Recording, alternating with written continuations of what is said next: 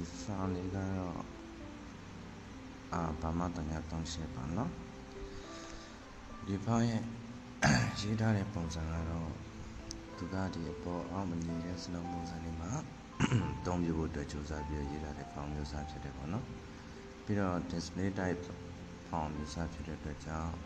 ဒီစာကို file ကိုစာရင်းအများကြီးသုံးပြီးတော့ရေးဆွဲလို့လာမဲ့ file မျိုးစားမဟုတ်ဘူးပေါ့နော်အဲ့ဒါကြောင့်ကိုယ်ကရေးဆွဲသုံးဆွဲတဲ့နေရာမှာလည်းနည်းနည်းလေးဟိုပါပေါ့နော် display type အနေနဲ့သုံးဖို့တော့ကျွန်တော်ကြံမပေးဘူးပေါ့နော်ပြီးတော့နောက်တစ်ခုကဒီလိုမျိုးဒီအင်္ဂလိပ် font အနေနဲ့တက်တော့တဲ့အခါမှာဒီအဇန္တာနေတဲ့ပြဿနာတွေကိုညှိပြီးတော့ဖြေရှင်းထားတယ်ပေါ့နော်အဲ့တော့စာအများရေးရတဲ့နေရာမျိုးမဟုတ်ဘဲနဲ့ကြတူတူလေးတွေဒါမှမဟုတ်ဒီဘာပေါ့နော်စလုံးခေါင်းစည်းတွေပေါ့နော်တိုင်တဲ့စလုံးတွေချုပ်မဂဇင်းတွေကာဗာတွေဆိုရှယ်ပို့တွေမှာပဲတောင်းရင်ပို့အဆင်ပြေမယ်ပေါ့နော်အဲ့လိုတောင်းတဲ့အခါမှာလည်းဒီလိုမျိုးလေးပေါ့ဒီအပေါ်ကအဲ့လို wide font တစ်ခုနဲ့လေထောင့် font တစ်ခုကိုတွဲသွင်းပို့အဆင်ပြေတယ်ပေါ့နော်အပေါ်ကအနောက်ရှမ်းဖြစ်စေချင်လို့ဆိုတဲ့ font ကတော့ကျွန်တော် free ပေးထားတယ်